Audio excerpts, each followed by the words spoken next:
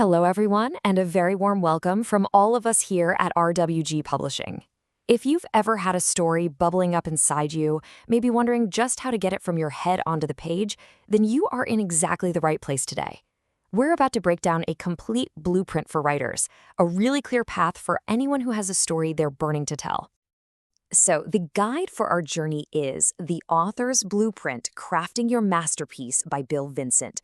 I want you to think of this as an essential framework, a true step-by-step guide for taking that tiny spark of an idea and transforming it into a complete, finished book.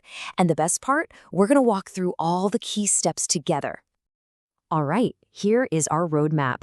We're going to start with the spark of creation. Then we'll move into building your world. After that, it is all about refining your masterpiece, and we'll wrap things up with the final step, sharing your story. So let's dive right in at the very beginning. Okay, Section 1, the spark of creation, which is really about understanding the author's journey. Before you ever think about putting pen to paper or, let's be honest, fingers to a keyboard, it's so important to get your head around what you're actually doing. Storytelling, it's not just a hobby. It's one of the oldest, most fundamental things that we do as human beings. It's this ancient craft that's been connecting us for thousands and thousands of years. And Bill Vincent really drives this point home. He frames the whole act of creation as something almost divine. Quoting the psychologist Mihaly Csikszentmihalyi here, quote, "The creation of something new is a divine activity. Creating an art means bringing something into being that did not exist before." Just let that sink in for a second. You are literally bringing something into the world that was not there before you thought of it. It's so much more than just stringing words together, isn't it? It's a deeply profound, truly meaningful process. So, that sounds great in theory, but what does this divine activity actually feel like on a Tuesday afternoon when you're staring at a blinking cursor? Well, it's not always a gentle flash of inspiration. The blueprint describes it so perfectly as a journey of wrestling formlessness into form. I just love that phrase. It's you against the chaos of your own thoughts and emotions, trying to wrangle them into something structured. And yeah, that means facing that dreaded blank page, which can bring on all sorts of anxiety and vulnerability. But here is the crucial point. Successful creators don't avoid that frustration. They learn to navigate it, to feel it, and then to channel it into productive energy. It's a challenge for sure, but it is absolutely a manageable one. Okay, so once you've embraced that creative mindset, you are ready to start building. Welcome to Section 2, Building Your World. This is where we get our hands dirty, where we lay the actual foundations of your story.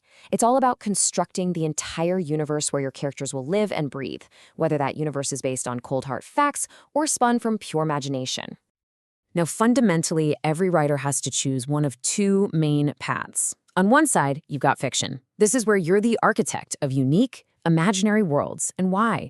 To dig into the messy, beautiful complexities of human turmoil. You're often pulling from real-life experiences to give those stories some genuine weight. Then, on the other side, you have nonfiction. And this is a whole different ballgame. It's built on a bedrock of accurate, verifiable facts and, really, on your authority as the author. The goal here is different. It's to provide guidance, bring clarity to a subject, and ultimately to motivate your readers to take real, tangible action in their own lives. So, if you're heading down that fiction path, let's be clear. Nothing, and I mean nothing, is more important than your characters.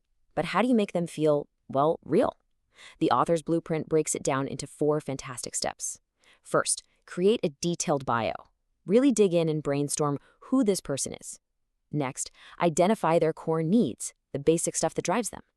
But here is the secret sauce. Step 3, assign them at least 2 strong wants. And wants are pure emotion. The book says it's the longing, the desire, the hunger, and thirst of the character's heart. That's what creates motivation. That's what makes a reader truly care. And finally, you have to empathize with them deeply. A good rule of thumb, if you can't immediately say how your character would react in any situation, you just don't know them well enough yet. And listen, that is just a tiny peek into the art of creating characters that live and breathe. If you're feeling that spark and you're ready to really start building, to go so much deeper on all these foundational elements, then you've got to check out the complete guide. It's all in Bill Vincent's The Author's Blueprint, and you can find it right on Amazon. All right, let's move on to Section 3, Refining Your Masterpiece. So you've done it. You've powered through, and you have a first draft. Seriously, take a moment and celebrate that. It is a huge accomplishment. But as any seasoned author will tell you, the journey is not over. Not by a long shot. They say the real writing happens in the rewriting. This is the stage where you take that raw material and start polishing it until it truly shines.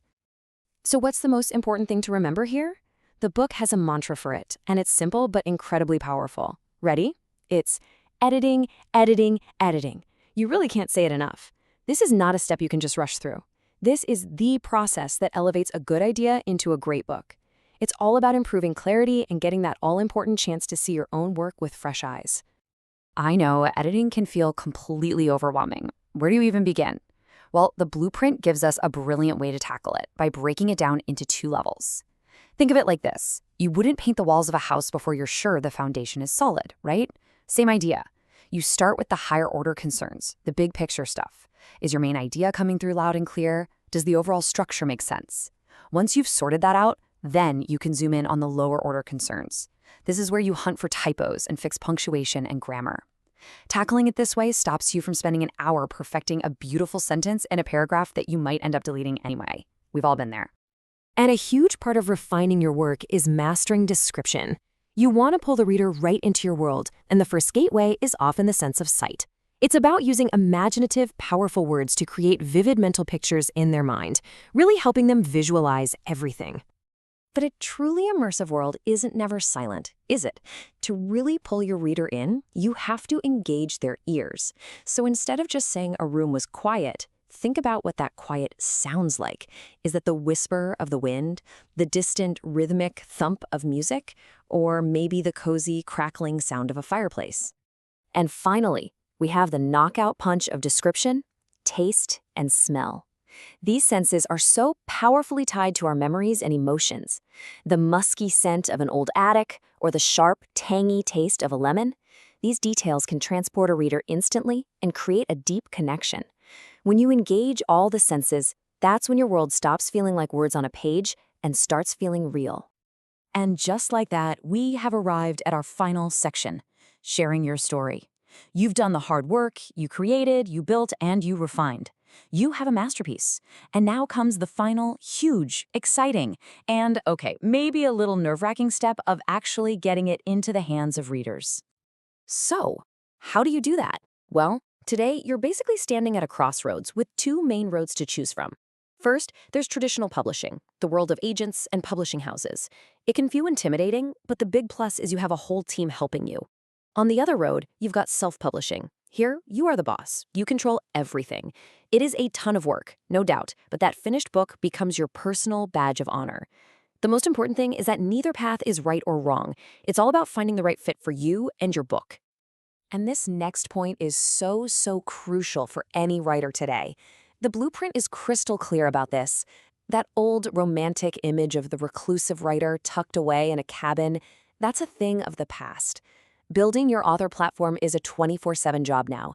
You have to be your own marketer, your own publicist, and your own social media steward. Engaging with readers and building that online presence isn't just a bonus anymore. It is absolutely essential to success. So, here we are. We've walked through the entire blueprint, from that first creative spark all the way to the final step of publishing. After all that, there's really only one question left to ask, and this one's for you. Your masterpiece is out there, just waiting to be written. So, what story will you tell? Because remember, every great journey, every incredible book, it always starts the same way, with a single page. If you're ready to take that first step to really start your own adventure, then I can't recommend the full guide enough. It's The Author's Blueprint by Bill Vincent, and it's available on Amazon today. Thank you so much for listening to the Deep Dive podcast.